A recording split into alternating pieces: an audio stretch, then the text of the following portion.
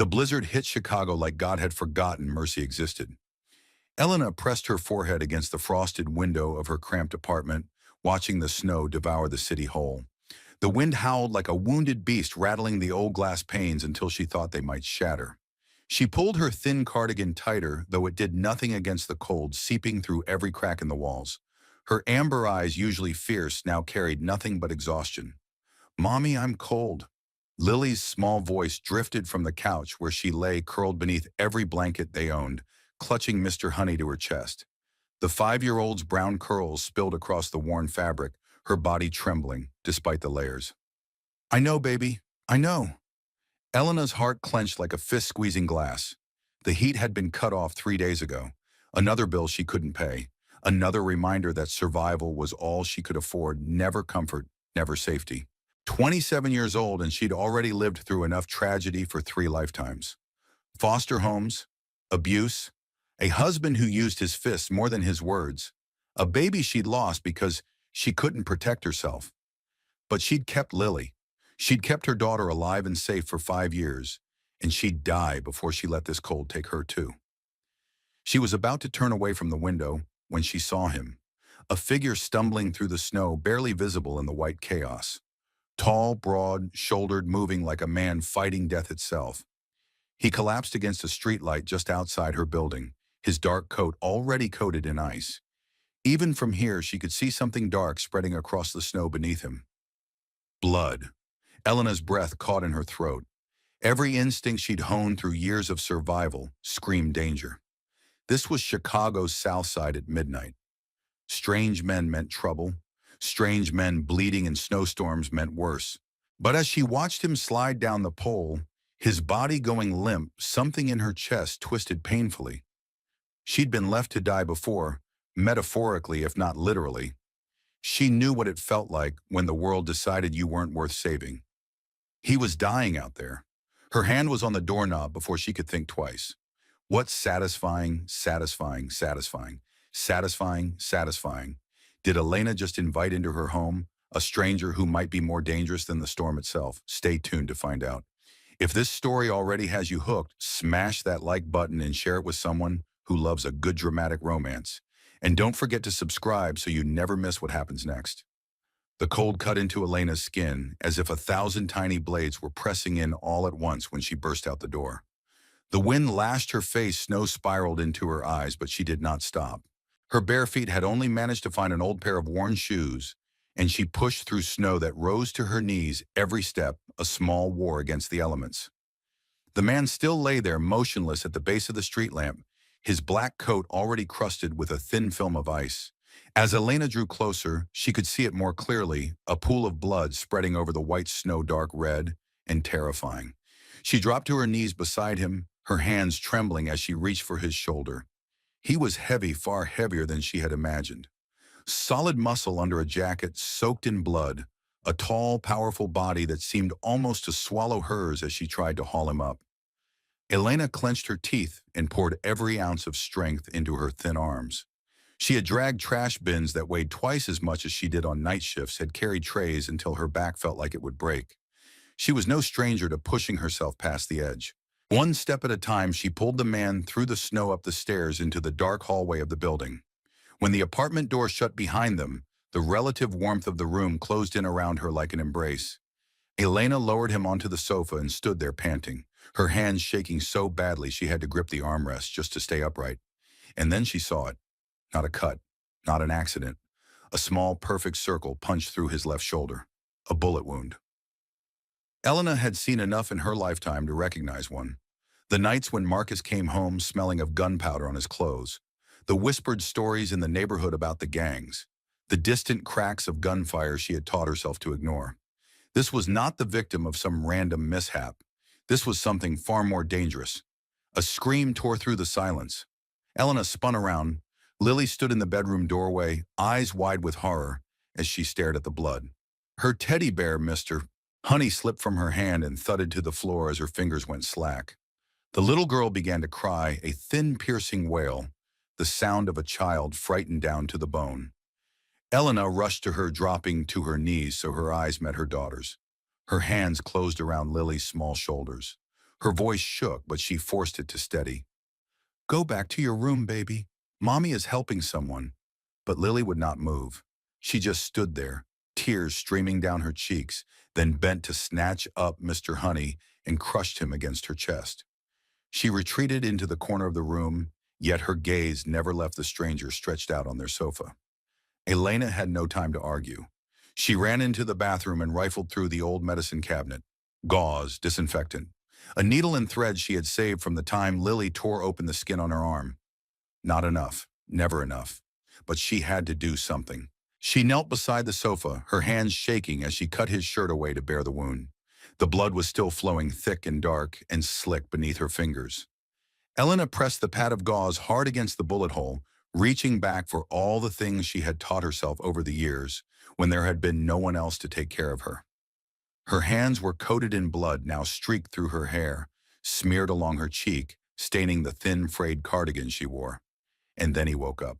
There was no warning, no groan of pain, only his eyes snapping open and his hand clamping around her wrist with the unforgiving strength of iron. The reflex of a killer, the instinct of a man who had grown used to being attacked in his sleep. Elena went still, steel gray eyes locked onto her amber ones. For a moment that stretched until it felt endless, they simply stared at each other. She could see the danger in his gaze, the cold of someone who had looked death in the face too many times. But she did not back away. She had lived with a monster before. She knew how to look demons straight in the eye. Then he let go. His voice came out, rough-weighted, with a heavy Russian accent she had never heard this clearly before. You should not have saved me. Elena did not move. It is too late for that. You are bleeding all over my sofa. He did not answer her question. Instead, those cold gray eyes drifted over the apartment, taking in every detail, as if he were assessing a crime scene. The walls stained with damp patches. The old battered sofa now soaked with his blood. The pile of unpaid bills on the table. The empty refrigerator she had not had the money to fill for 2 long weeks. A wave of shame rose hot in Elena's chest, but she shoved it down and smothered it with anger. I asked who you are. Her voice was harder than before. You brought a bullet wound into my home. I have the right to know. Silence. He only looked at her, his face unreadable, as if her question was not worth the effort of an answer. That silence made Elena's blood boil more than any lie could have. She was far too familiar with men who thought they could control her. With quiet, with the refusal to share information, the refusal to let her know what was happening inside her own life. Fine. Elena pushed herself to her feet and walked toward the old phone on the shelf. I will call the police. Let them figure out who you are. She waited for him to stop her, waited for him to threaten to beg or at the very least to show a flicker of concern. But he did nothing. He just watched her with those eyes calm, as if she had said she was going to make a cup of tea. They can't protect you from what is coming. His voice was low, heavy as lead. Call them if you wish. Elena picked up the phone. Her fingers moved over the buttons. 911. But she did not press the call button. She stood there staring at the screen, thinking about all the times she had called the police before. The times Marcus had beaten her until she was covered in bruises. The times she had begged them to come faster. And they had always come late. 2 hours, 3 hours, sometimes not at all.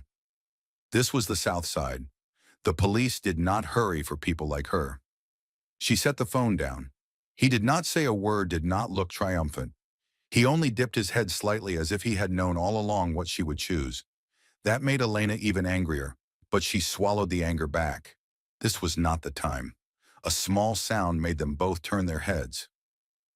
Lily stood at the bedroom doorway, Mr. Honey clutched tight in her arms, her wide eyes still red and swollen from crying.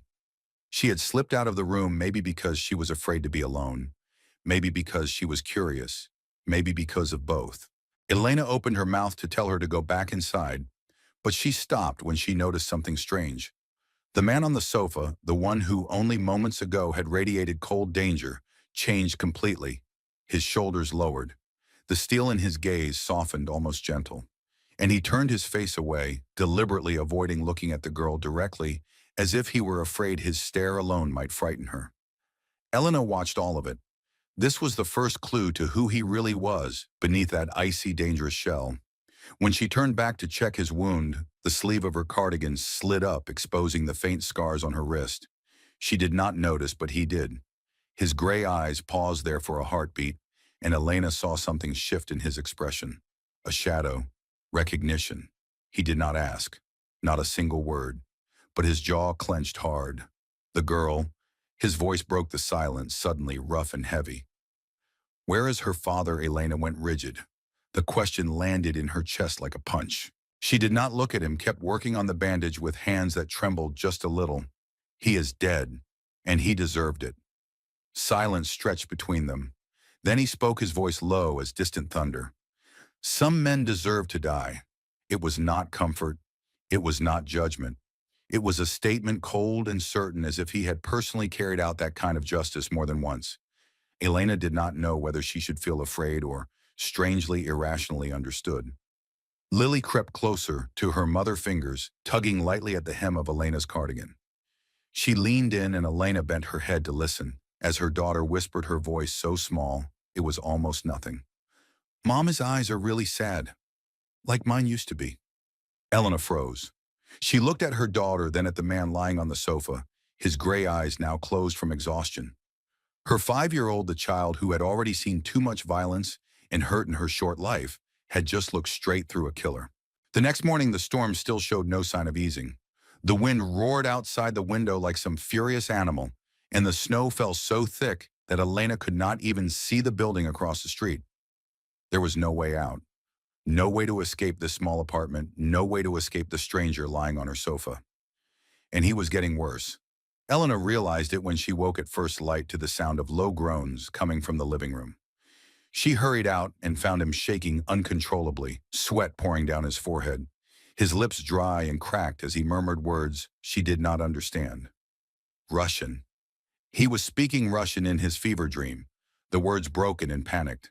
She laid her hand on his forehead and jerked back. Hot as fire. Infection. The bullet wound had begun to fester, and she had no antibiotics. Nothing but a few cheap painkillers in the bathroom cabinet. Elena knew she had to bring his fever down somehow. She ran to the kitchen, filled a basin with cold water, grabbed a clean cloth, then returned to the sofa. With trembling hands, she began to unbutton his shirt soaked in blood and sweat, trying not to think about what she was doing. But when the last layer of fabric came away, Elena froze. His body was a map of violence. Knife scars, long and sharp, slashed across his chest. Bullet scars, small and smooth, dotted his abdomen and his hips. Old burns had left the skin on his left arm wrinkled and warped. How many times had he almost died? How many times had someone tried to kill him? And how many times had he killed in return? Looking at those scars, her own memories surged up without warning. The bruises on her body after every night Marcus came home drunk. His voice shouting through their cramped apartment, blaming her for every wrong turn his life had taken. His fists pounding into her belly while she was pregnant, again and again, until she was not pregnant anymore. The child she had lost because she did not run fast enough, because she was not strong enough to protect herself. Elena blinked and pushed the memory back down into the dark place where it belonged. She looked again at the man in front of her, and a strange thought rose in her mind. They were both survivors. Both of them carried scars from the past, living proof of pain and violence. The difference was that he had become the one who put scars on others, while she had only learned how to endure and keep breathing. She did not know whether that made them alike or worlds apart. He began to speak louder in his fever, his voice no longer that of a grown man. It shook thin and frightened, like the voice of a child trapped in a nightmare. Mama. Mama, Net. Net. No. He was saying no, begging someone to stop, calling for his mother. The dangerous man with the steel gray eyes, the one who had terrified her with a single glance, was now curled on her sofa like an abandoned child. Elena did not know what to feel. A small hand touched her elbow. Elena turned and saw Lily standing there, a damp cloth in her hand, her wide eyes fixed on the man who was lost in delirium. Before Elena could stop her, the girl stepped forward and gently laid the cloth on his forehead, her movements so careful and tender that Elena's throat tightened. Mom, you do this when I am sick, Lily said softly, her gaze still on the stranger. It helps me feel better. Elena looked at her daughter, and her heart clenched so hard it hurt. This 5-year-old child who had already known too much sorrow still had enough kindness left in her to care for a complete stranger. Elena did not know if she had done right or wrong in raising Lily to be this kind of child. In this world, kindness could be the most precious gift, but it could also be a deadly weakness. She pulled Lily into her arms and held her close, and the two of them sat there in silence, listening to the wind howl outside and to the heavy, labored breathing of the man who was fighting his fever. Then suddenly he opened his eyes. Not the slow blink of someone waking from sleep. His eyes snapped open sharp and unnaturally clear, as if he had never been delirious at all. Gray eyes locked on Elena, cutting straight through her, and she had the unsettling sense that he was reading every page of the book of her life. Who hurt you? The question came so suddenly that Elena did not have time to react. She just sat there frozen, saying nothing. But her silence spoke for her. It spoke of long nights full of tears, of bruises hidden beneath long sleeves of the child she would never hold in her arms.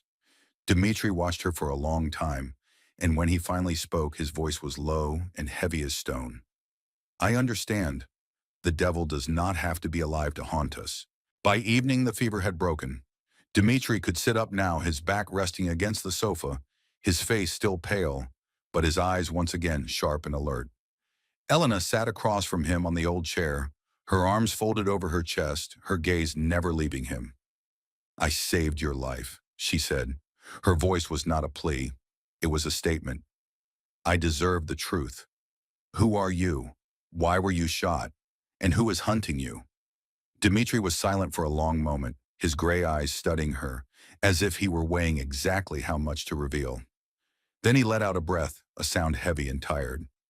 I am with an organization, he said slowly, each word chosen with care, and I was betrayed by someone inside it. The one I trusted most decided that I should die. What kind of organization? He did not answer her directly. I am important to some people, and dangerous to others. Elena looked at him, reading the lines he did not say out loud. The bullet wound, the surveillance, the organization, the betrayal. She was not naive. She had grown up around enough of this to know how the underworld worked. So you are a criminal, she said plainly, not as a question. Dmitri did not deny it. He only watched her with unblinking eyes. I am someone who does what is necessary to survive.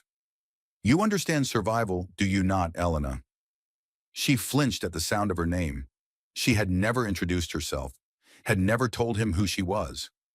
Her defenses snapped up at once, every muscle in her body going taut. How do you know my name? Dmitri did not answer with words. He tilted his head slightly toward the small table by the door, where the pile of unpaid bills still lay scattered. Her name was printed clearly on every sheet. Elena Vasquez. Elena Vasquez. Elena Vasquez. Like a written record of her failure to keep her life from falling apart. She felt heat rise in her cheeks, but she refused to show it. You are observant for someone who almost died. Habit, he said simply. It has kept me alive this long. Before she could respond, soft footsteps sounded in the hallway. Lily appeared from the bedroom. Mr. Honey still clutched tight in her arms, her eyes heavy with sleep, but no longer filled with the fear they had held the night before. I am hungry, she said in a small voice, looking at her mother and then at the stranger on the sofa. Elena rose, went into the kitchen and opened the cupboard. Almost empty.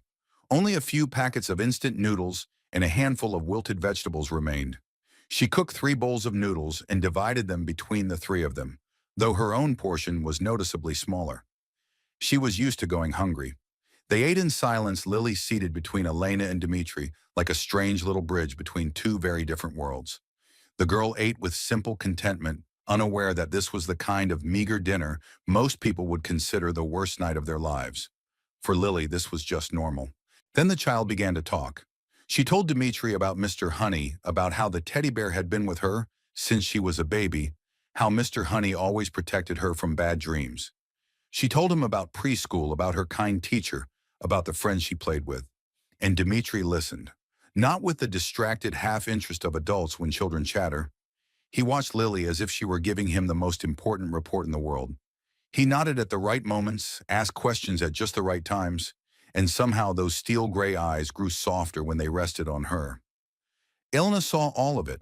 She did not understand this man. A criminal. a man who had almost been killed. Yet here he was, listening intently to her daughter talk about a stuffed bear. Dinner ended. Lily had fallen asleep against her mother's shoulder, and Elena carried her into the bedroom. When she came back to the living room, she found Dmitri staring at his phone, his face turned to stone. "What is it?" He did not look up. "They know I am alive." His voice was low and heavy.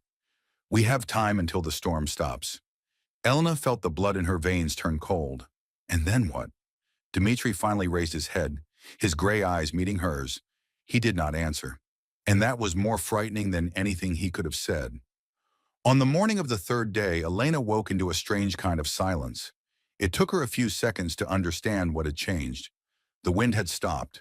The savage roaring that had raged outside for 2 whole days was finally gone, leaving behind a stillness that felt almost unreal. She walked to the window and looked out, squinting, as the harsh light bounced off the blanket of snow that covered everything. The storm had passed. The world outside glittered as if it had been coated in diamonds, so beautiful it stole her breath, and so dangerous it sent a chill down her spine. Because the end of the storm meant their time had run out. Dmitri had been up for a while already. He stood in the corner of the living room, phone pressed to his ear, speaking in Russian, his voice low and urgent. Elena could not understand most of what he said, but a few words cut through. Alexei, that was the name. Hunt. Kill. Those words slipped past the barrier of language and drove straight into her chest. He ended the call and turned to meeting her eyes. No words were needed. They both understood. It was time for him to go. Dmitri began to gather his things, shrugging into the coat Elena had scrubbed clean of blood the night before. He moved slowly, his injured shoulder still painful, but the resolve in his eyes did not waver. Then someone knocked on the door. Both of them went rigid. Elena saw Dmitri move with startling speed, and before she could really understand what was happening, he was already standing behind the door, a gun in his hand. She had no idea where he had gotten it, no idea where he had hidden it for the past 2 days. Her heart pounded wildly as she looked from the dark metal in his grip to the door where the knocking came again. "Elena." A familiar voice floated through. "My girl, are you home, Mrs. Rosa?" Her neighbor, the old woman who lived at the end of the hallway, who always brought soup when she knew Elena and Lily were having a hard time. Elena let out a breath of relief, but as she stepped toward the door, Dmitri lifted a hand to stop her. He did not lower the gun. His gray eyes stayed fixed on the door, as if it might explode without warning. "She is my neighbor," Elena whispered, a thread of anger running through her voice. "An old woman, about 70. Dmitri did not answer, only nodded for her to open the door. He stepped deeper into the shadow behind it, the gun still ready. Elena opened the door and forced a smile she hoped looked natural. Mrs. Rosa stood there, a pot of steaming soup cradled in her hands, her wrinkled face creased in a gentle smile. "Are you all right, dear? That storm was so bad I worried about you and little Lily." "We are fine, Mrs. Rosa," Elena said, her voice so calm it surprised even her. "Thank you for bringing soup. You did not have to." "Nonsense. Neighbors take care of each other." The old woman handed her the pot, her eyes flicking past Elena into the apartment. "Are you alone?" "I thought I heard a man's voice." "The television." Elena cut in quickly, keeping the smile on her face. "I was watching a movie." Mrs. Rosa nodded, seeming to accept the explanation. After a few more questions and kind words, she turned to go, and Elena closed the door, leaning her back against it as she exhaled. Dmitri stepped out of the shadows, and Elena saw the gun still in his hand. She instinctively took a step back. "Were you planning to shoot an old lady?" Dmitri looked at her, his face unreadable. "I was planning to protect you and the girl, by any means necessary." "Why?" she asked, her tone edged with anger. "You do not even know us." Dmitri was silent for a long moment. Then he spoke, his voice low and distant. "Because you saved me without asking for anything in return. The last time someone showed me mercy like that." He paused, his eyes darkening. "I cannot remember."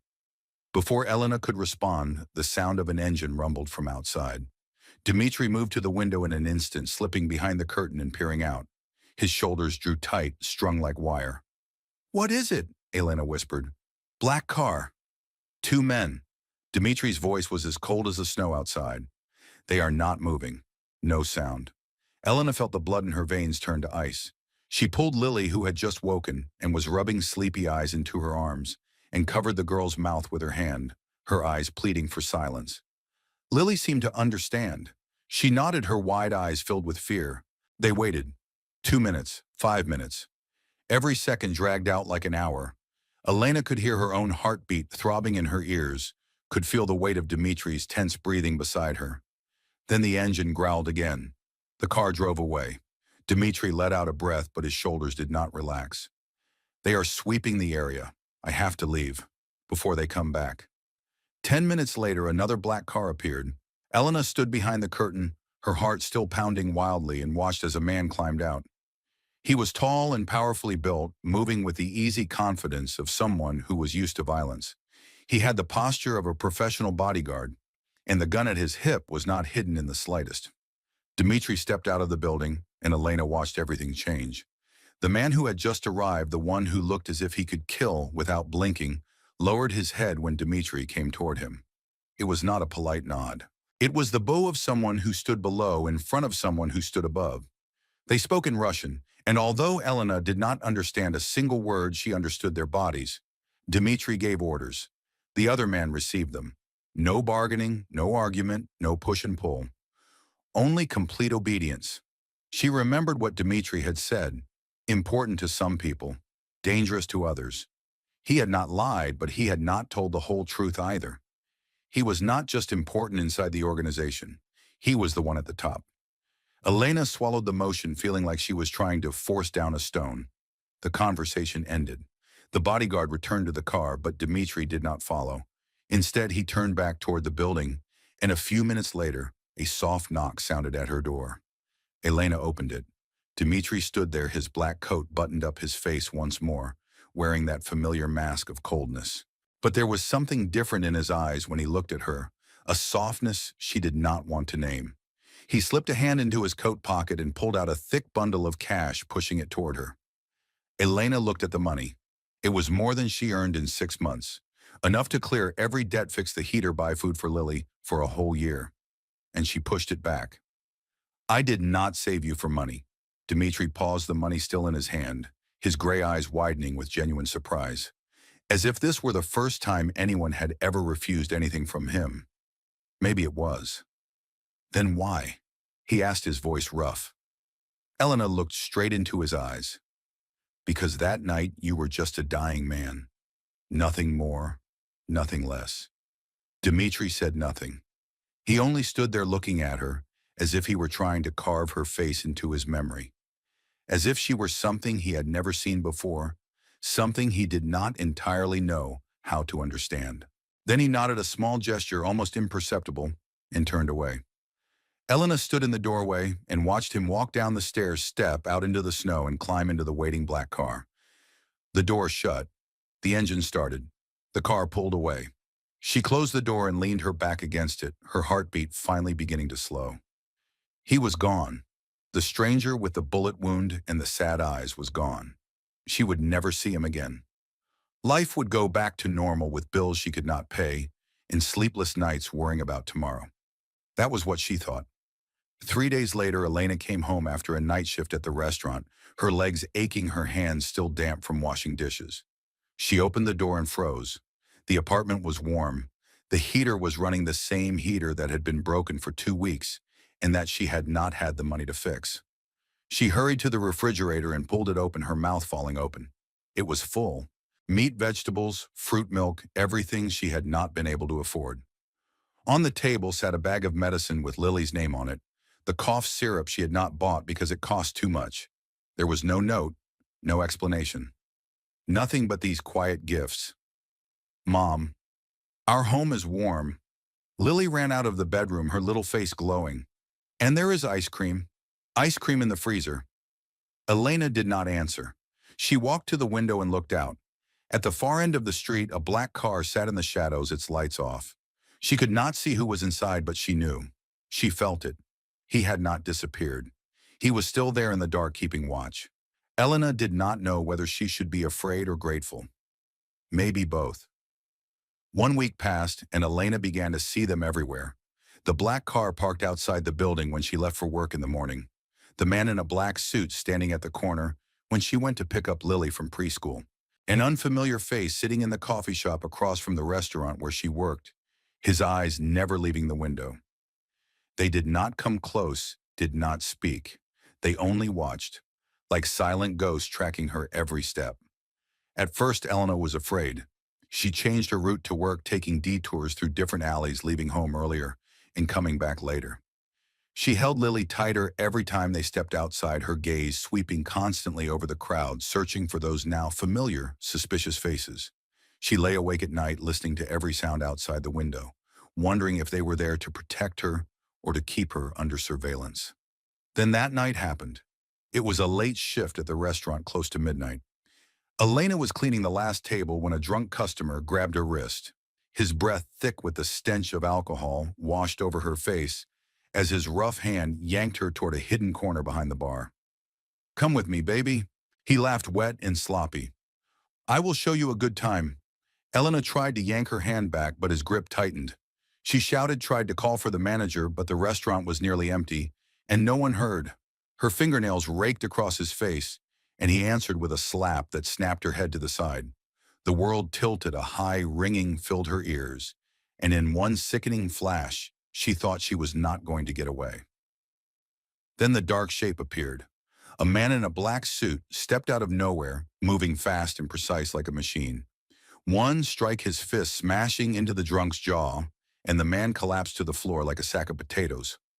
No shouting, no drawn-out fight, only cold, ruthless efficiency. The man turned to Elena. She recognized him, one of the shadows that had been following her all week. He did not speak, only gave a brief nod as if confirming that she was unharmed, then vanished back into the night as quickly as he had appeared. Elena stood there shaking, staring at the drunk still unconscious on the floor. Her heart was racing, but it was no longer from fear. It was from the realization that someone was truly protecting her. Someone she still did not want to admit she was thinking about. The next day when Elena finished her shift, a man was waiting for her outside the restaurant. She recognized him immediately. The bodyguard who had bowed his head to Dmitri that day, the one who had driven him away. "You are Elena," he said. It was not a question. His voice was deep, his Russian accent lighter than Dmitri's, but still clear. "I am Nikolai." Elena folded her arms across her chest, trying to appear calm even as her heart pounded like a drum. "What do you people want?" "The boss wants to make sure you are safe," Nikolai said bluntly with no attempt to soften it. "He has many enemies, and now they may see you as his weakness." Weakness. That word set Elena's blood boiling. She took a step forward, lifting her chin to meet Nikolai's eyes, even though he was almost a head taller than she was. "I am not anyone's weakness. I am not anything of his." Nikolai studied her for a long moment, and then unexpectedly a small smile tugged at the corner of his mouth, as if she had said something amusing or impressive. "This is the first time anyone has dared say that about the boss." He said, a hint of amusement in his tone. Then he reached into his coat and pulled out a small piece of paper, holding it out to her. "If you want to say it to him directly. An address." Elena looked down at the paper in her hand, the letters seeming to dance before her eyes. This was madness. This was dangerous. What was she thinking, even considering going to see a mafia boss just to yell at him for trying to control her life? But she could not keep living like this. She could not keep being watched, being protected, being controlled by someone she did not even have the right to argue with. Elena looked up, but Nikolai was already gone, dissolved into the night as if he had never been there at all. She stood alone on the cold sidewalk, the scrap of paper in her hand, and made a decision. That night she left Lily with Mrs. Rosa, saying she had to take an extra shift. Then she called a taxi, read the address to the driver, and closed her eyes as the car pulled away, wondering what on earth she was doing with her life. The mansion rose before Elena like a different world. She stood on the sidewalk, neck craned back as she stared up at the enormous building with its white stone columns and impossibly tall windows. And she had never felt smaller in her life. This place was 50 times the size of her apartment. Maybe more. The taxi had driven off long ago, and she stood there alone in the cold night, wondering what exactly she was doing. The iron gate opened before she could even reach for the bell. They already knew she was here. Of course they did. A bodyguard led her along a stone path through a heavy wooden door and inside. Elena tried to keep her face calm, but her eyes would not stop moving. Crystal chandeliers hung from a ceiling so high it felt unreal. Oil paintings in gilded frames lined the walls. The marble floor shone so brightly she could see her reflection in it, and men in black suits stood in every corner, bowing their heads as she passed as if she were someone important. She was not important. She was a waitress with too many debts and an apartment with no heat. Yet in this house in his world, she was being treated like an honored guest. That unsettled her more than being followed. The bodyguard stopped in front of a pair of double doors and knocked lightly. A deep voice sounded from inside and the doors opened. Dmitri stood by the window, his back to her. He wore a black suit, his hair neatly brushed his shoulders, straight like carved stone. He looked nothing like the dying man on her sofa 2 weeks ago, the one who had cried out for his mother in a fever dream. The man in front of her now was a boss, someone who held life and death in his hands, and the room itself seemed to smell faintly of power and expensive oak. He turned gray eyes finding hers, and Elena felt pinned in place. Elena. He said her name like a greeting, like a confirmation, like something she did not want to define. She drew in a long breath and stepped forward, determined not to be overwhelmed. Stop following me. Stop trying to control my life. I do not need your protection. Dmitri did not look surprised or offended. He only watched her with that calm gaze. Alexei, the man who betrayed me, knows about you. He will use you to reach me. That is your problem. Elena answered, her voice hard. Not mine. Dmitri tilted his head slightly as if she had said something interesting. Do you know who I am, Elena? A criminal. There was a brief silence. Then Dmitri rose from the leather chair she had not noticed him sit in and walked toward her. Each step on the polished wood sounded like a slow countdown. I am Dmitri Volkov, he said, his voice low and heavy. Head of the Volkov Bratva, one of the most powerful organizations in this city. Elena felt the blood drain from her face. She knew that name. Everyone on the south side did. The whispered stories about the Russian Mafia, the mysterious disappearances, the hidden empire that controlled half the city. And the man she had saved, had bandaged, had fed instant noodles in her shabby apartment, was the one at the top of it all. She stepped back. Not from fear, but from shock, from the realization of just how naive she had been. You are the boss. Her voice trembled slightly. The one who gives the orders to kill. Yes. Dmitri did not deny it, did not excuse it. He simply confirmed it with cold steadiness. Yet you came into my apartment, sat with my daughter, listened to her talk about her teddy bear. Elena said, bitterness sharp on her tongue. You brought your world into my life. I brought protection into your life, Dmitri corrected quietly. For you and for Lily, I want to be only one thing, a guardian, nothing else. Elena studied him, trying to see past the mask of ice he wore. Why? Why do you care about us? Dmitri took another step closer, close enough that she could catch the faint scent of sandalwood on his suit. His voice dropped almost to a whisper. Because you looked at a dying man and saw someone worth saving? No one has looked at me that way in 20 years. Elena had no answer. She stood there in the luxurious room of a mafia king and realized that what frightened her most was not his guns or his power. It was the way her heart beat faster when he stood this close.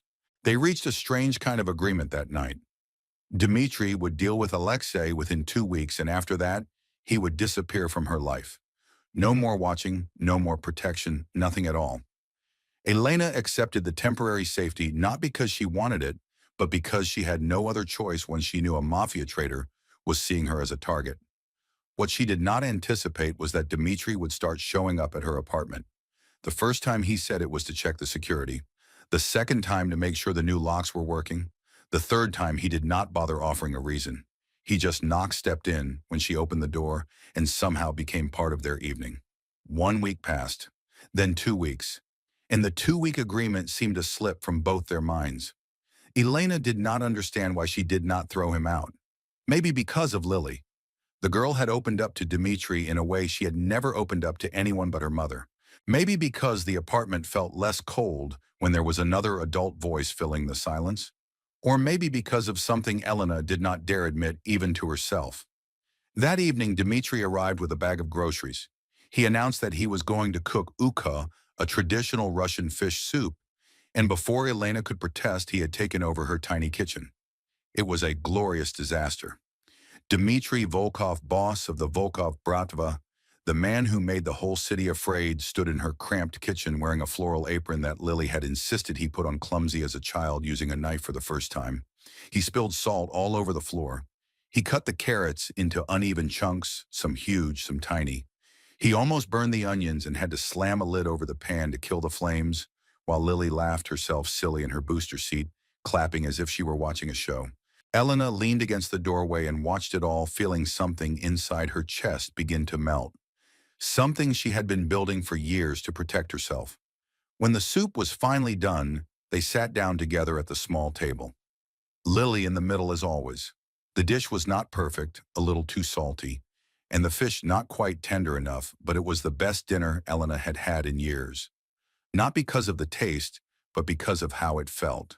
His mother used to cook this dish. For a moment as Dmitri looked down into his bowl, Elena saw his eyes go distant. She sang while she cooked, he said quietly, his voice more to himself than to her. It was the last time he ever heard her sing before they killed his entire family. Elena did not ask anything more, and he did not say anything more. But she understood. She understood about the scars that could not be seen.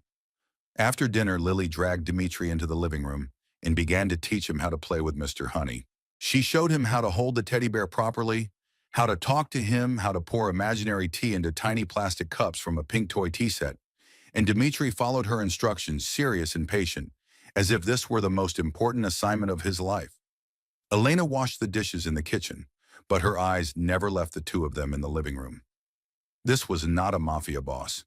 This was a man learning how to play with a 5-year-old child, awkward and gentle, in a way she had never seen in any man before.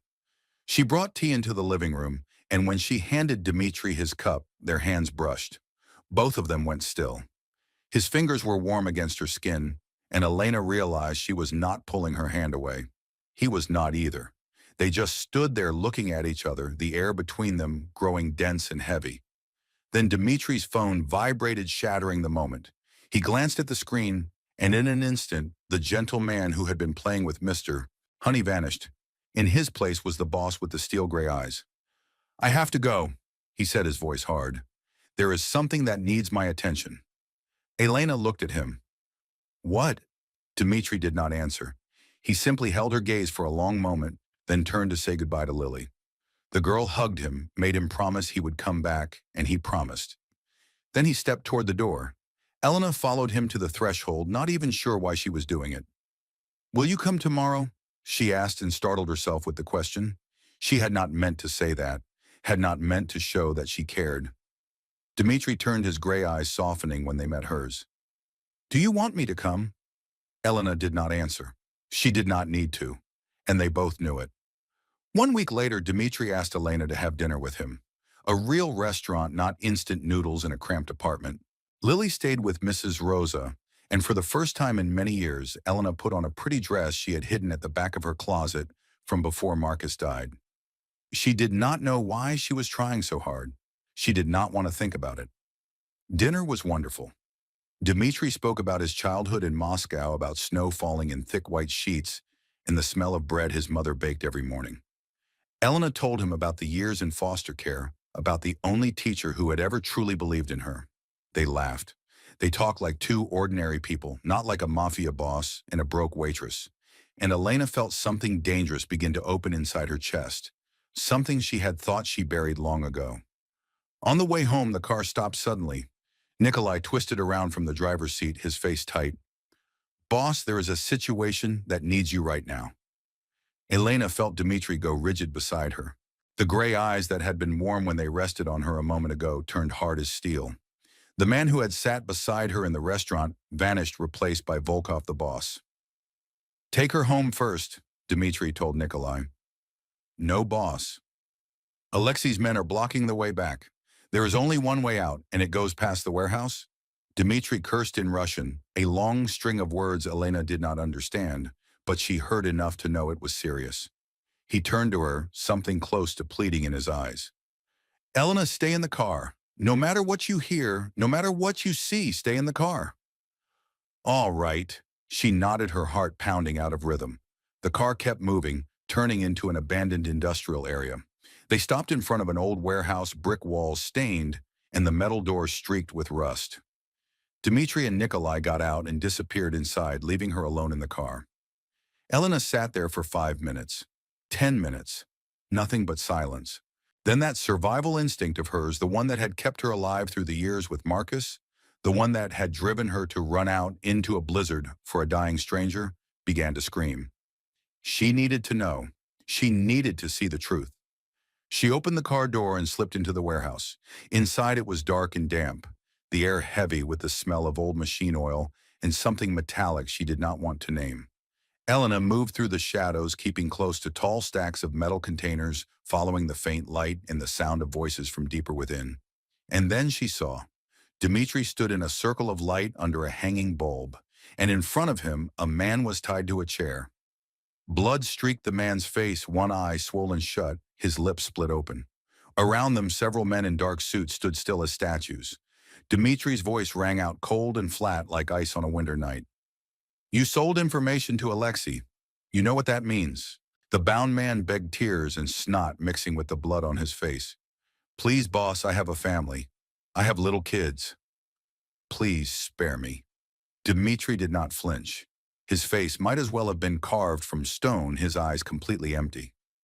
This was not the man who had cooked soup in her kitchen. Not the man who had patiently played with Mr. Honey.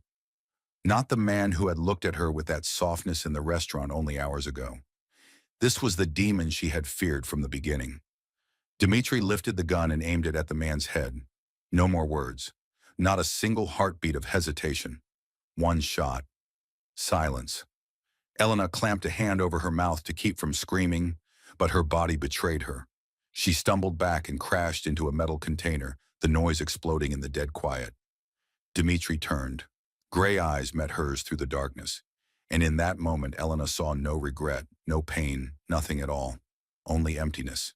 This was a man who killed without blinking, and he was looking straight at her. Elena ran. She ran as if the devil himself were at her back through the warehouse, and out into the cold night, not knowing where she was going. She only knew she had to get away. Away from this place, away from him, away from the blood and death she had just watched with her own eyes. Dmitri did not follow. He just stood there in that harsh circle of light, the gun still in his hand, blood spattered across his expensive suit. Nikolai stepped closer, his voice low. Boss, she... Let her go. Dmitri said, his voice drained of life. He had known this would happen. From the very first moment he saw her, he had known. Men like him were not allowed to keep beautiful things. They were not allowed to hold on to light. He just had not expected that losing it would hurt this much. Elena did not remember how she made it home. She only remembered running until her lungs burned and her legs went numb. She remembered calling a cab with a trembling voice, remembered curling up in the back seat with her hands still clamped over her mouth as if a scream were trying to claw its way out at any second. When she opened the apartment door, Mrs. Rosa was already there with Lily. The girl ran to wrap herself around her mother's legs. Her face lit up with a bright smile. But that smile vanished the moment she saw Elena's face. Elena collapsed, pulling Lily into her arms and sobbing. She cried as she had never let herself cry, before harsh choking sounds tearing out of her chest, tears soaking into her daughter's hair. She could not stop. The images kept looping in her mind, Dmitri raising the gun, the crack of the shot blood spraying the wall, his empty eyes when he turned and saw her. Mom, what is wrong? Lily's frightened voice trembled as her small hands patted at her mother's cheeks. Where is Mr. Dmitri? Why are you crying? Elena could not answer. She only held her daughter tighter, as if afraid someone would rip Lily out of her arms. Memories came crashing down like a flood. Marcus with his fist raised. Dmitri with the gun. Blood on her lips. Blood on the warehouse floor.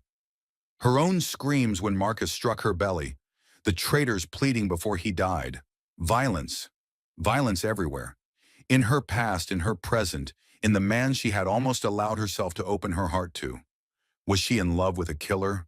Was she dragging her daughter into another spiral of danger? She had escaped one monster, was she walking straight into the arms of another? Mrs. Rosa appeared in the doorway, her wrinkled face drawn tight with worry. She had seen Elena crying through the window and had hurried over at once. Gently, she took Lily to the bedroom, soothed her until the girl fell asleep, then came back and sat beside Elena on the sofa. "That man," Mrs. Rosa said slowly, her voice rough. "Did he hurt you?" "No." Elena shook her head, her voice broken. "But he hurt other people. He killed someone." Mrs. Rosa was silent for a long time.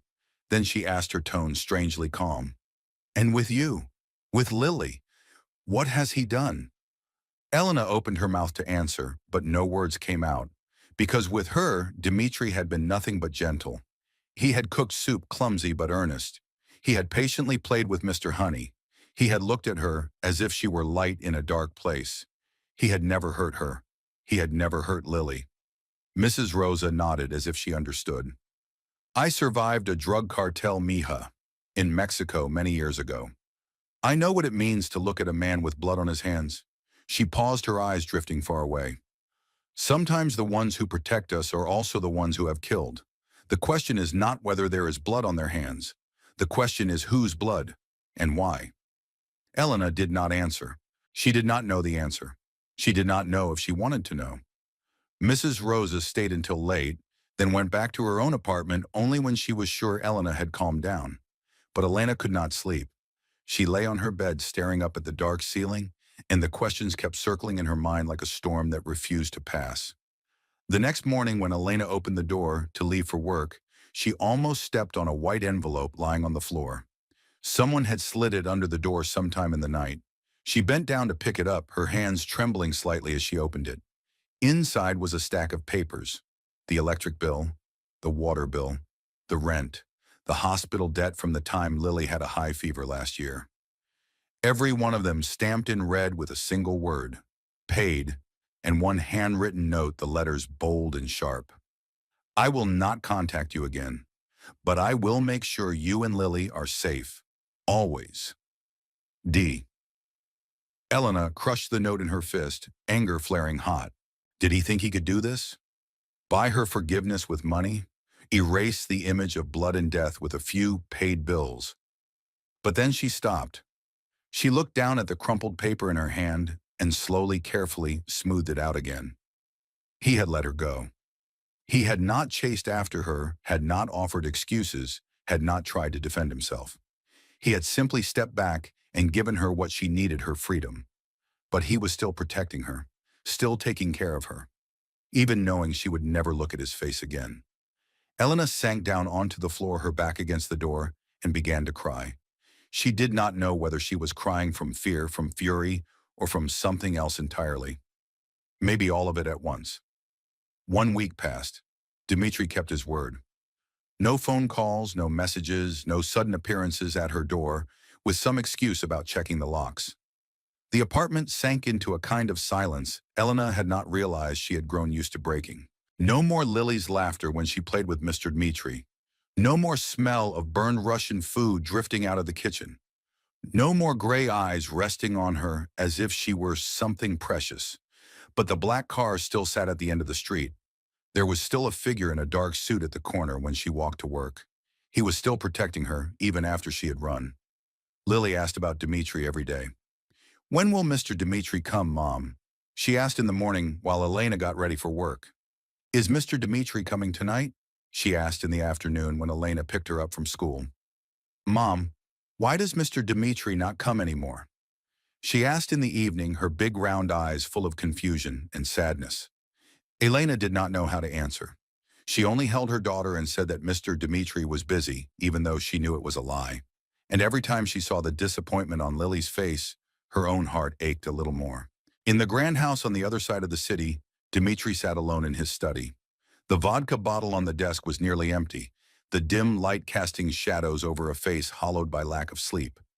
In front of him lay a photograph that Nikolai had snapped without them noticing one evening while they ate instant noodles together. Elena was laughing, Lily perched on her lap with Mr. Honey in her hands. It was the happiest moment Dmitri had known in 20 years. Now it was only a picture. Nikolai stepped inside, his expression tight as he glanced at the bottle and at his boss's face. Boss, you should focus on Alexei. He is moving. I am focused. Dmitri answered, his voice rough. You have not slept for 3 days. Silence. Dmitri did not deny it. He only kept staring at the photograph, his fingers drifting over Elena's face without thinking. Nikolai let out a quiet breath. He had followed Dmitri for more than 10 years, had watched his boss kill without blinking, had seen him stare death in the face without a flicker of fear. But he had never seen Dmitri like this, broken, and that was more frightening than any enemy could ever be. At the restaurant, Elena worked like a machine. She carried plates, wiped tables, smiled at customers, with a smile that never reached her eyes. When her coworkers asked if she was all right, she just nodded and went on.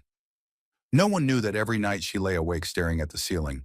No one knew that every time she closed her eyes, she saw Dmitri raising the gun, then saw Dmitri stirring soup in her kitchen, the two images spliced together like a film gone wrong. Then one night, Lily woke screaming. Elena ran into her daughter's room and gathered the trembling child into her arms.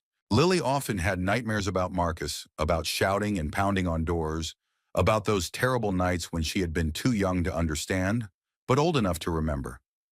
But this night was different. Mom. Lily sobbed, tears soaking her cheeks. I dreamed Mr. Dmitri went away forever, like Dad. But it was different. Elena went still, like Dad, but different. Marcus was dead and Lily did not miss him at all. Dmitri had been gone only a week and the child was crying over him in her sleep. She held her daughter tighter and the truth hit her in the chest like a punch. Lily had bonded with him. Her 5-year-old had opened her heart to the man Elena was trying so hard to escape. And if she was honest with herself, Elena had bonded with him too. She missed the sound of his laugh when he spilled the salt. She missed the way he looked at her. She missed the feeling of safety that settled over the tiny apartment when he was there. After Lily fell back asleep, Elena walked into the living room and looked out the window. The black car still waited at the end of the street, patient and silent. She had spent her life running from violence, running from bad foster homes, running from Marcus, even if she had done it too late. But this time was she running from the only person who protected her, not out of duty, not out of guilt, but for some other reason. Elena picked up her phone. Nikolai's number was still in her contacts. She stared at it for a long moment, then set the phone down, then picked it up again. Elena did not sleep that night. She lay there staring up at the ceiling and the questions kept circling in her mind like a whirlpool that never ended. Had Dmitri ever hurt her? No. Had he ever hurt Lily? No. Mrs. Rosa? No. Anyone she cared about? No. She remembered that first night when he woke and saw Lily standing in the corner of the room. He had turned his face away, dodging the child's eyes so she would not be frightened. She remembered him cooking soup in her cramped little kitchen, clumsy and almost comical, spilling salt all over the floor, while Lily laughed and clapped. She remembered the way he had listened to the girl talk about Mr. Honey with the seriousness of a man sitting through the most important meeting of his life. She remembered the bills that had been paid, the heater that had been fixed, the refrigerator filled to the brim, all of it given without a single demand in return. Then she thought of Marcus. Marcus hitting her because dinner was cold.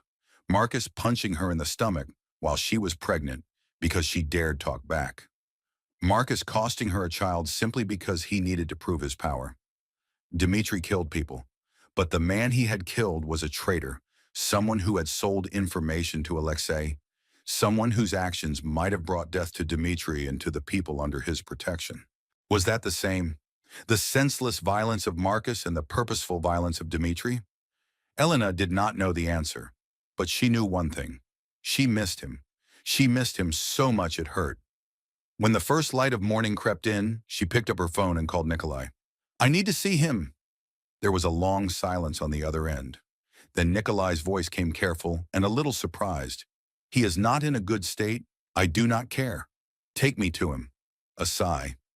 I will send a car. Half an hour later, Elena stood in front of the door to Dmitri's office. She had left Lily with Mrs. Rosa, promising she would explain later. Now she stood there, her heart pounding wildly, not at all sure what she was going to say. The door opened. Dmitri sat behind his desk, but it was not the Dmitri she knew.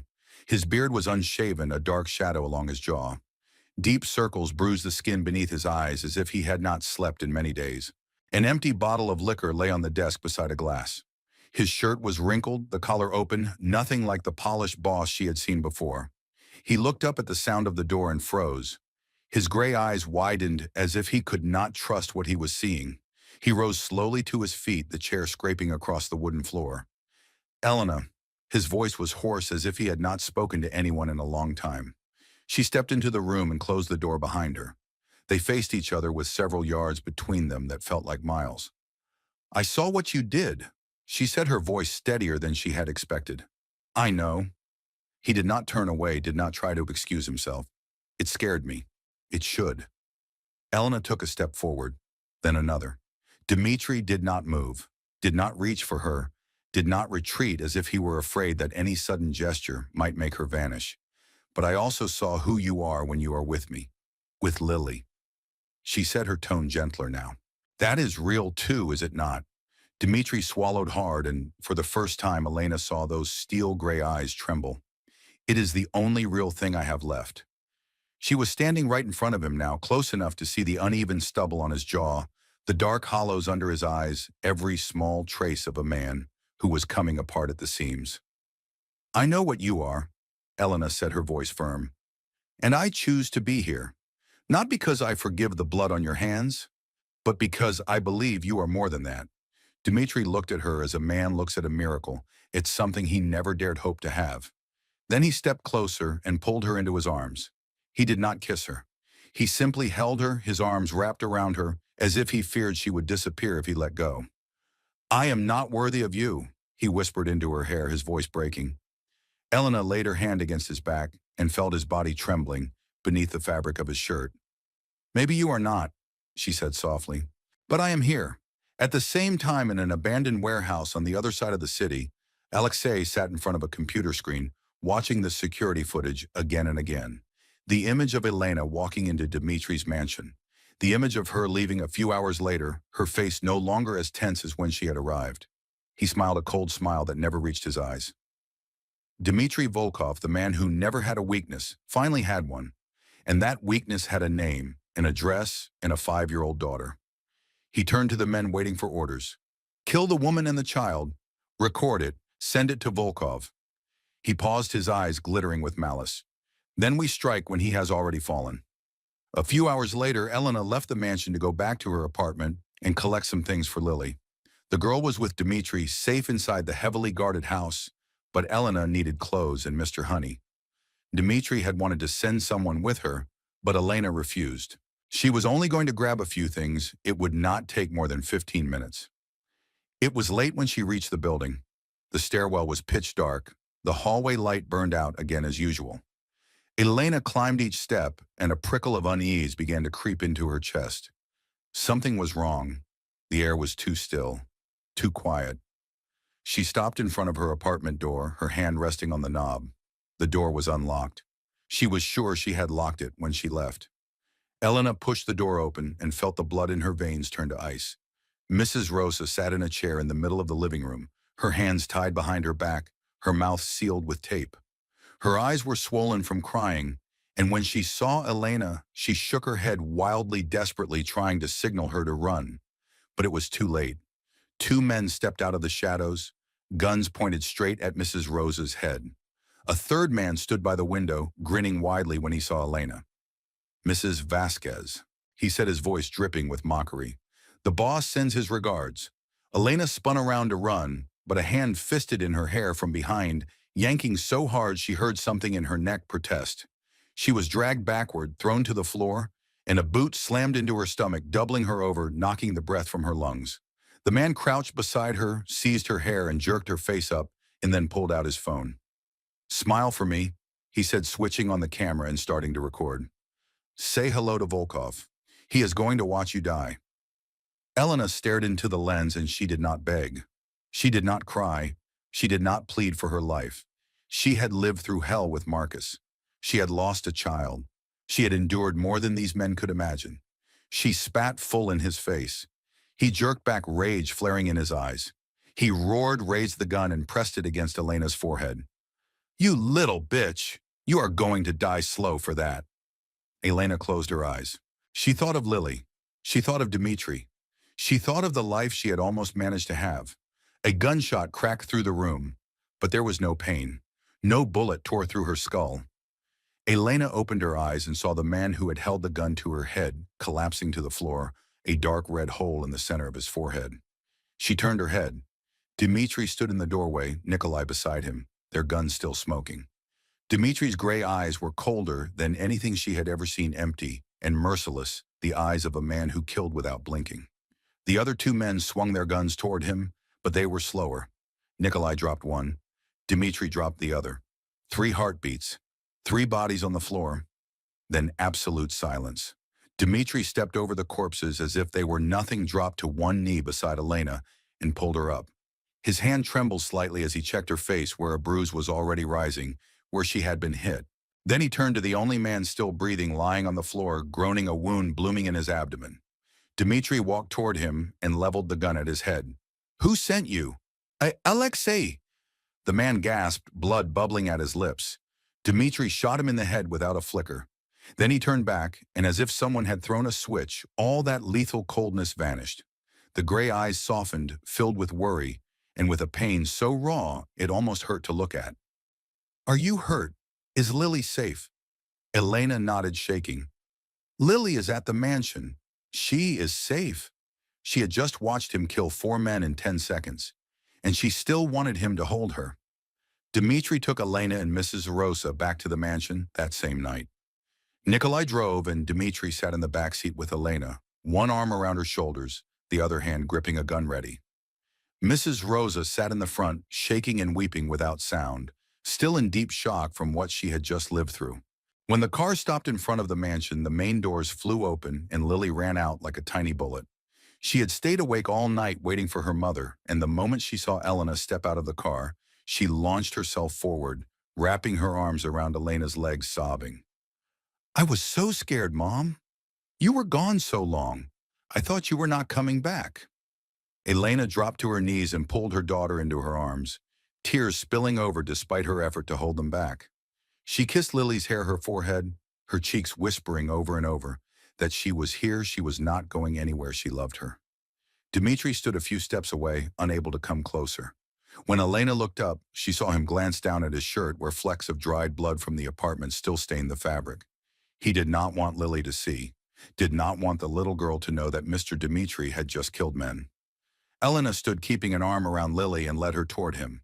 Dmitri took a step back and shook his head, but she did not stop. "She needs to see you here," she said softly, her voice steady. "Both of us do." Dmitri went still. Then Lily let go of her mother and flung herself at him, small arms wrapping around his leg, as if she were afraid he might vanish. "I missed you, Mr. Dmitri." She hiccuped through her tears. "Please do not go away again." Dmitri looked down at her, and Elena saw something shatter quietly in his eyes. Slowly he sank to his knees, one hand touching the small of Lily's back, as if he were afraid she might break. Then he gathered her into his arms, awkward and tentative, like someone who had never truly learned how to hold another person. Elena stepped closer and wrapped her arms around both of them. For the first time they stood there like a family in the cold night outside the mansion, with old blood on clothes and fresh tears on faces. Dmitri's private doctor arrived to examine Elena and Mrs. Rosa. The swelling on Elena's cheek was painful, but not serious. Nothing a cold compress and rest would not heal. Mrs. Rosa was more deeply shaken, so they gave her a sedative and settled her to rest in a guest room. Lily, exhausted from crying, fell asleep in the room Dmitri had set aside just for her. Elena tucked the blanket around her, kissed her forehead, then stepped back into the living room where Dmitri was waiting. He had changed his shirt but had not yet showered. The faint scent of gunpowder still clung to his skin, and his gray eyes were heavy with weariness when he looked up and saw her.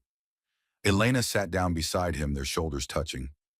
"You killed them without a second thought," she said. There was no judgment in her voice, only a simple statement of fact. "They were going to kill you," Dmitri answered, his voice low. There was nothing to think about. That should have terrified me. Does it? Elena turned her head and met his gaze, amber to steel gray. No, and that is what scares me. Dmitri said nothing. He only looked at her, and in his eyes there was too much for her to name. Hunger, pain, a fragile sliver of hope. Then he kissed her.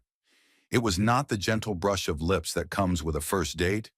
It was fierce, desperate, the kiss of two survivors clinging to each other in the ruins.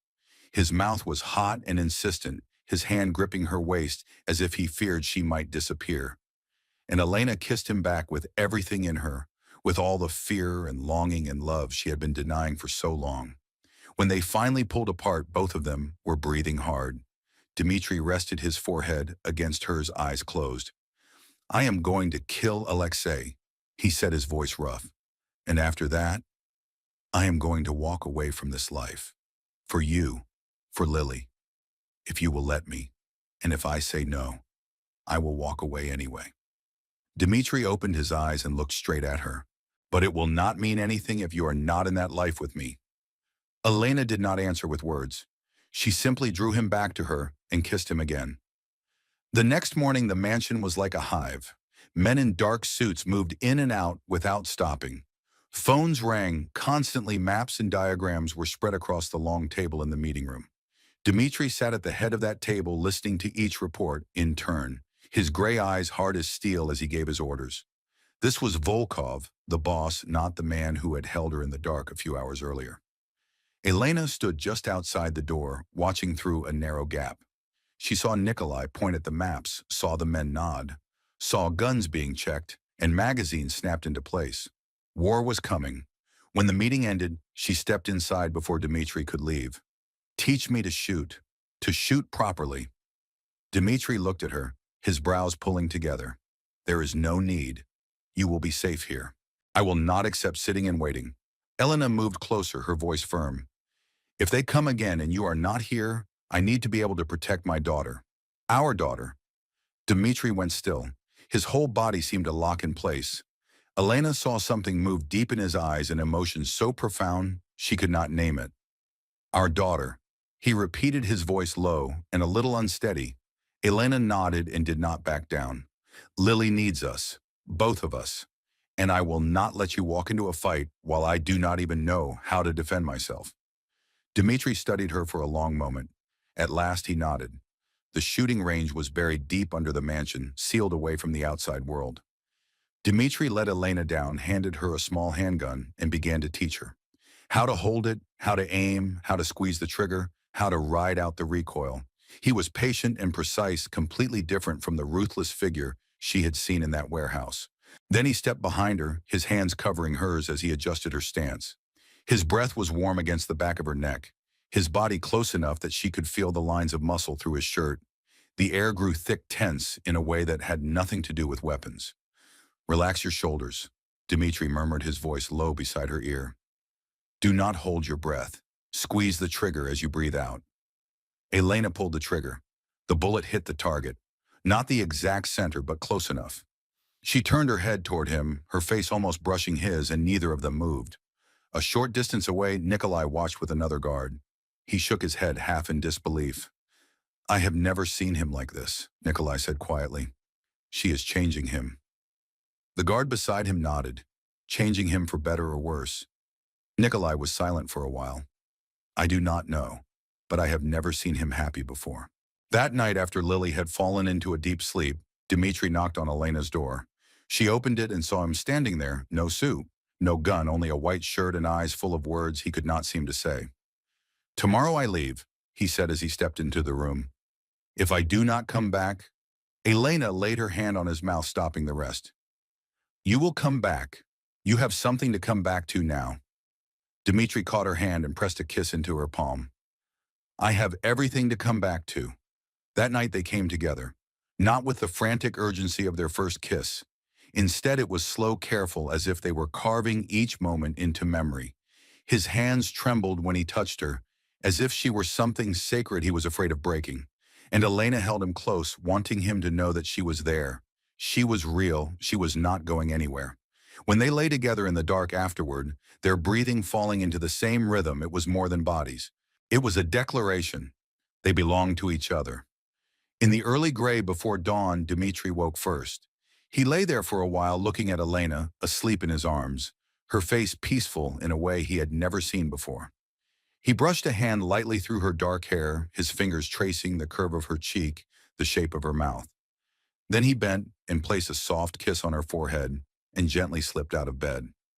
He dressed in silence, checked his gun, and walked to the door. Before he closed it, he looked back at her one last time. "Wait for me," he whispered, knowing she could not hear.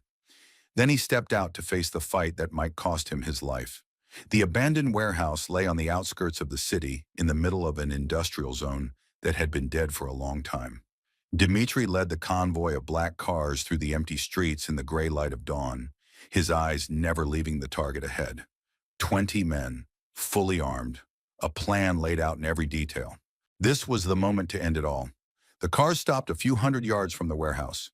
Dmitri gave a signal, and his men fanned out like shadows moving through the morning mist.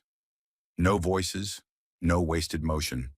Only the deadly silence of people who were about to kill. The first shot came from Alexei's guard post. Then hell broke open. Bullets tore through the air like rain between the two sides. Dmitri's men went down one, then another, but the others kept moving forward. These were men who had sworn loyalty to the Volkov Bratva, and they would not stop until they had won or they were dead. Dmitri moved through the battle like the angel of death. Every pull of his trigger took a life, each shot precise and without hesitation. He slipped between metal containers, dodged rounds that sliced past his ear, and pushed on toward the main warehouse where Alexei was hiding. A bullet punched through his left arm. Dmitri only gritted his teeth and kept firing. The pain was nothing compared to what he had endured before. In his mind, there was only one image: Elena, Lily, the family waiting for him at home.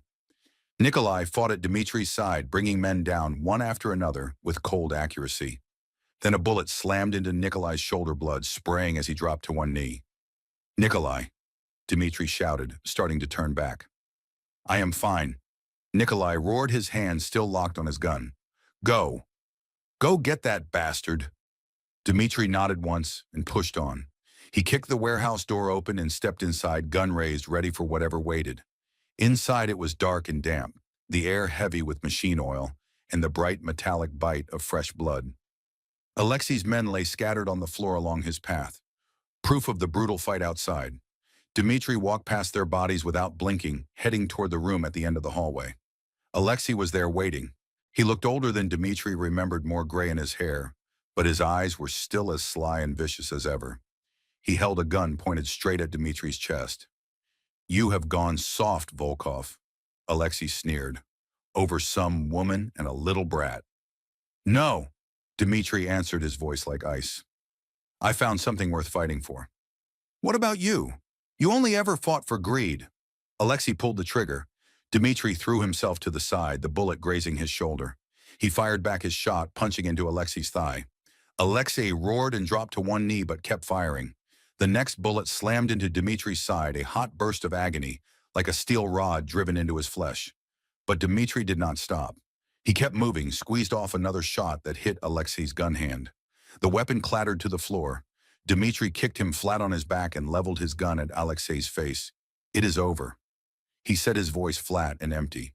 Alexei lay there, blood pouring from his wounds, but he laughed. A cracked, mad sound that raised goose flesh, the laugh of a man who knew he was dying, but still held one last card. "Kill me," he spat, blood on his lips. "But my men are already at your mansion. That woman, that kid. By now they are probably screaming for help." Dmitri froze.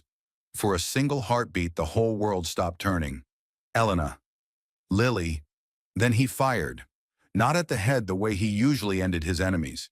He put the bullet straight into Alexei's chest, into his heart, so he would die. Slow, die in pain, with time to think about everything he had done. Alexei jerked, eyes blown wide in shock, then slowly sagged to the floor. Blood spread out beneath him, a dark pool swallowing the light. Dmitri turned away and ran, leaving the corpse behind. Nikolai, everyone back to the mansion. Right now, he ran. He ran harder than he had ever run in his life. His heart hammered as if it would explode, warm blood soaking his shirt from his wounds, but he did not care. Only one thought beat in his skull with every step. Elena, Lily, please, please, still be alive. The first gunshot snapped Elena out of sleep. She jumped out of bed and ran to the window and saw hell unfolding below. Men in black were pouring through the gates, Dimitri's guards fighting back hard muzzle flashes, flaring in the pale morning light. They were here.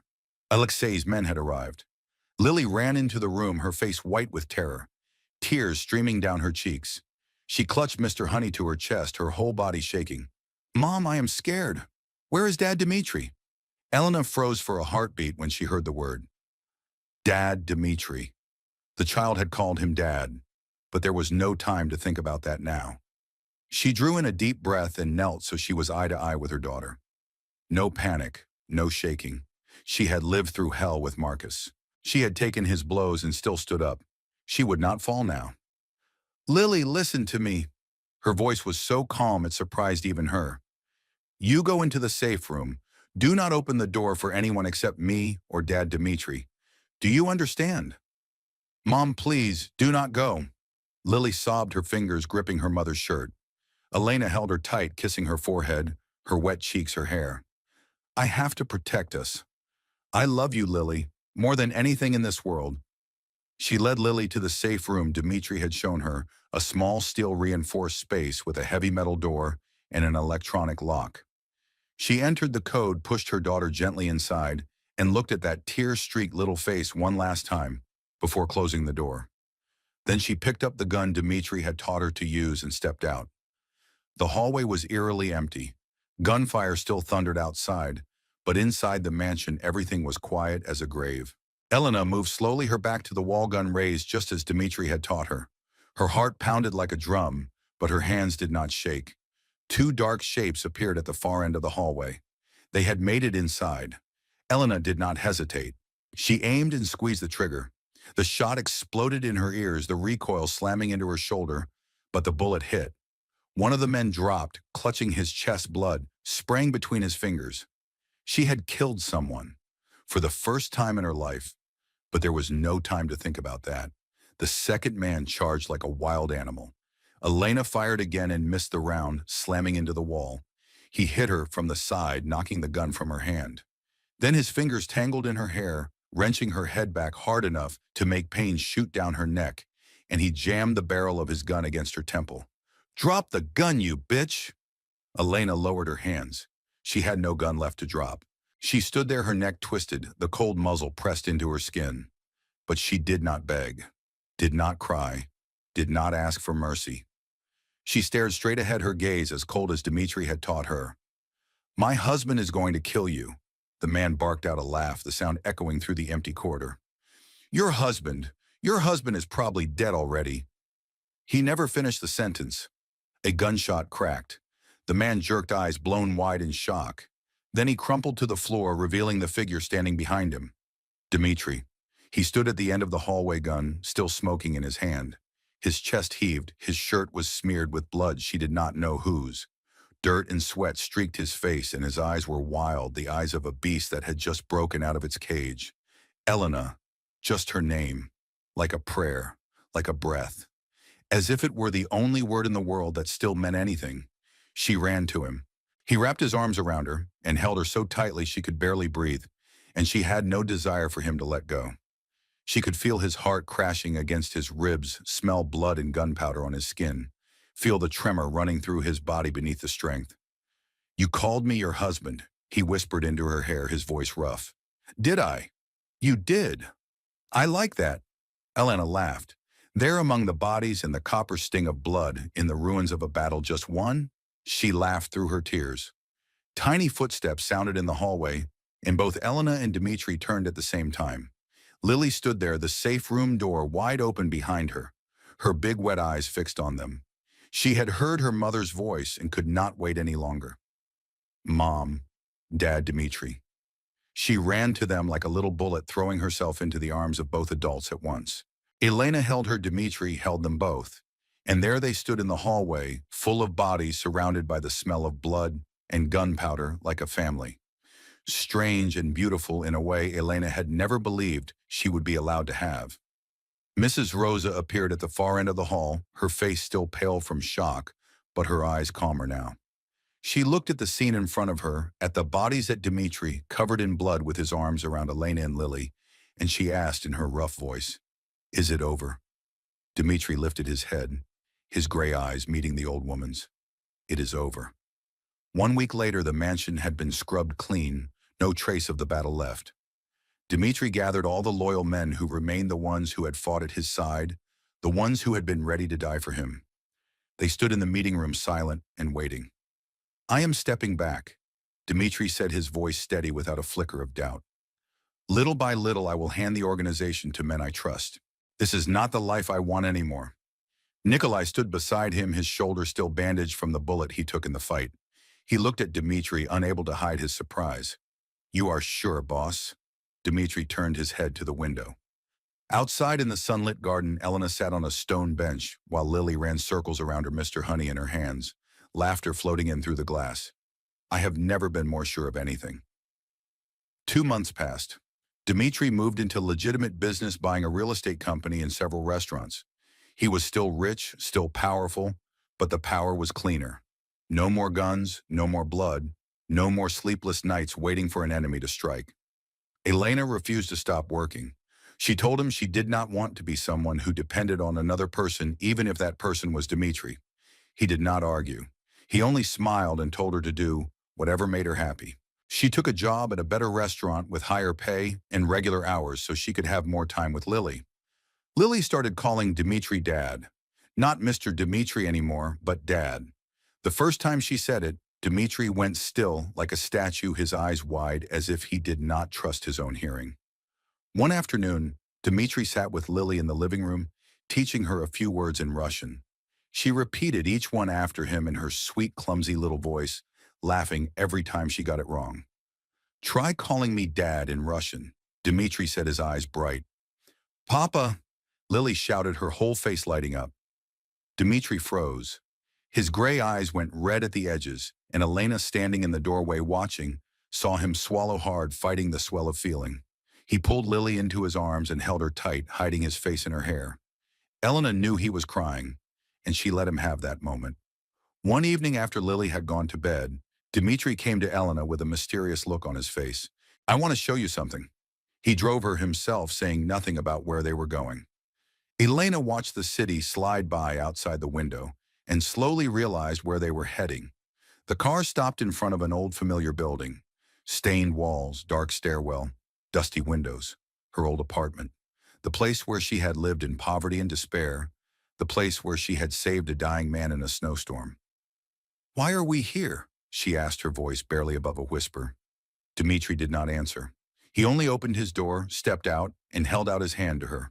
Then he led her up the stairs. Elena stepped into her old apartment and froze. This was not the place she remembered. The stained walls and worn floorboards were gone. In their place, hundreds of candles flickered everywhere, warm light dancing across the walls. Red roses were scattered over the floor and the table, on the chairs, filling the room with a sweet, soft fragrance. Gentle music floated from somewhere, a quiet, romantic melody. Elena turned to Dmitri, her mouth slightly open. "What are you doing?" He did not answer. Instead, he led her to the center of the room, where a small table had been set with candles and flowers. She thought this was a romantic dinner, a surprise gift. She was wrong. Dmitri went down on one knee on the floor. He lifted his face to her gray eyes glowing in the candlelight. In his hand was a small black velvet box, and when he opened it, Elena saw the ring inside. A diamond ring. Not too big, not too small. Just right. Perfect. "You saved me in a snowstorm," Dmitri began, his voice unsteady. "But truly, you saved me from myself, from a life full of blood and emptiness. You gave me something I never had before, a family, a home." Elena felt her eyes fill with tears, but she did not stop them. "I am not a good man, Elena," Dmitri went on, his voice heavy. "I have done terrible things, but with you, I want to be better. I want to spend the rest of my life trying to deserve you." He lifted the ring, his gaze never leaving hers. "Marry me. Let me love you and Lily for the rest of my life." "Please," Elena cried. Tears streamed down her cheeks, but she was smiling through them. She nodded again and again, as if she could not stop. "Yes." God, yes. 1,000 times yes. Dmitri rose and slipped the ring onto her finger, his hands trembling. Then he pulled her into his arms and she held him tight, and they stood there in her old apartment filled with candles and flowers, the very place where they had first met on a snowy night. Then a shout rang out. Mom said yes. I knew it. I knew Mom loves Dad. Lily burst out from behind the bedroom door, where Dmitri had asked her to hide for the surprise. She ran over and wrapped her arms around both their legs, her face shining like the sun. Dmitri bent to pick Lily up, and the three of them held each other in a circle. Elena felt Dmitri's shoulders shake, and when she looked up, she saw tears running down his face. For the first time in 20 years, the former head of the Volkov Bratva was crying. 6 months after the wedding, their lives had changed completely. They lived in a new house now.